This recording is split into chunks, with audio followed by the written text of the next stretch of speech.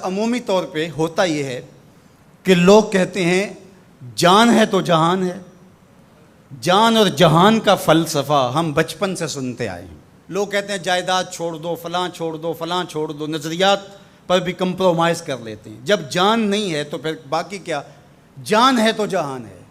اس فلسفے کو حسین ابن علی نے بدل کے رکھ دیا کہ جان ہے تو جہان ہے. حسین نے بتایا جان نہیں ہے پھر بھی پوری کائنات تیری ہے. لوگ یہ کہتے ہیں کہ اگر لٹ گئے تو پھر سب کچھ برباد ہوگا. حسین نے یہ فلسفہ دیا لٹ کے ہی تو آباد ہوا جاتا ہے. یزید سب کچھ بچا کے بھی نہ بچ سکا، حسین سب کچھ کٹا کے بھی زندہ و جاوید رہا.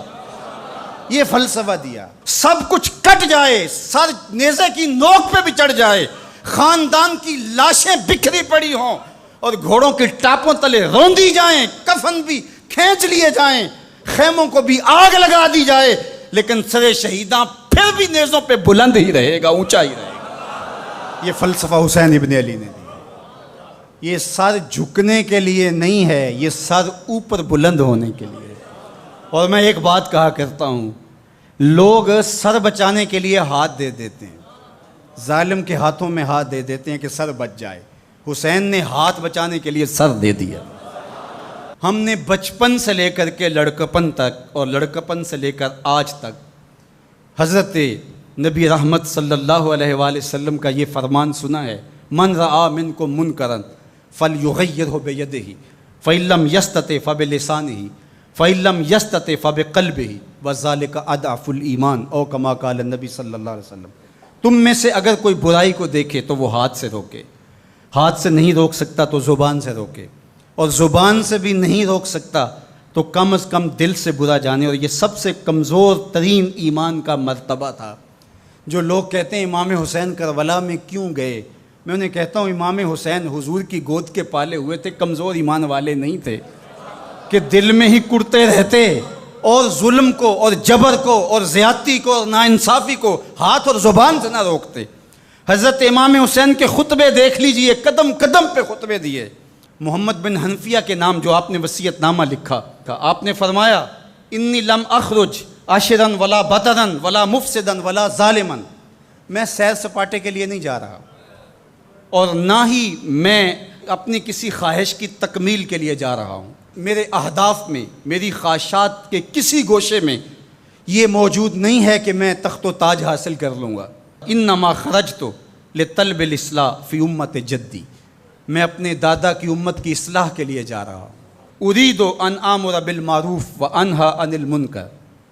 میں امر بالمعروف اور نہی عن المنکر کے جذبوں سے مالا مال ہو کے میں اس سفر کو اختیار کر رہا ہوں.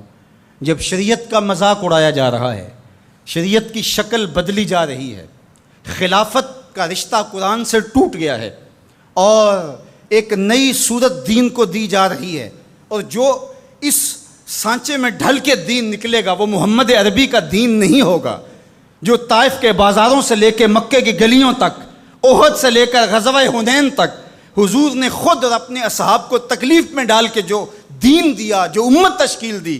یزید اس سارے نظم کو بدل رہا ہے، تو کیا نبی کا نواسا جس کو حضور نے گود میں پالا ہو وہ خاموش ہو کے بیٹھ جائے؟ کہا حسین ایسا نہیں ہونے دے گا، اور اس کی جو بھی قیمت ادا کرنا پڑی حسین وہ قیمت ادا کرے گا. اور پھر اس کی قیمت چھوٹی نہیں تھی جو ادا کرنا پڑی. اگر حضرت امام حسین رضی اللہ تعالیٰ عنہ اس وقت کربلا کے تپتے ہوئے ریگزار میں، اس میدان حق و باطل میں اپنی قربانی پیش کر کے جبر کا راستہ نہ روکتے تو یہ بات اچھی طرح سے ذہن نشین کر لیجئے، اسلام کی یہ شکل جو آپ کو دکھائی دے رہی ہے یہ موجود ہی نہ ہوتی. دنیا کے اوپر کتنی تہذیبیں، کتنی ملتیں اور کتنی اقوام، جب ان کے اندر تغیر آیا تو وہ اپنی اصل صورتی چیزیں کھو بیٹھی.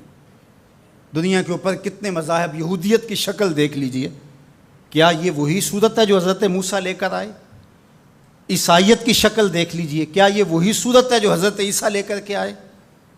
ابھی کچھ دن ہی نہیں گزرے تھے تو حواریوں کے بعد جو ہوا اور جس طرح سے دین عیسیٰ کا حلیہ بگاڑ کے رکھ دیا گیا، جس طرح موسوی دین کی شکل تبدیل کر کے رکھ دی گئی، تو کیا دین محمدی کی شکل باقی رہ جاتی؟ جب یوں دین کی صورت اور شکل کو بدلنے والے میدان میں آپ موجود ہوئے تھے، لیکن باقی ادیان، باقی تہذیبیں، باقی ملل، باقی قومیں، ان کی شکل اس لیے تبدیل ہو گئی کہ اس شکل کو بچانے والا کوئی حسین وہاں نہیں تھا، اور یہاں اس دین کی اصل صورت اور شکل اس لیے موجود رہی کہ اس دین کو بچانے والا حسین ابن علی موجود تھا۔ مسٹر گوکھلے نے کہا تھا کہ اگر حسین ابن علی رضی اللہ تعالی عنہ نہ کھڑے ہوتے تو اسلام یا تو مٹ ہی جاتا، اور اگر موجود رہتا تو اس کی وہ شکل نہ ہوتی جو محمد بن عبداللہ لے کر آئے تھے،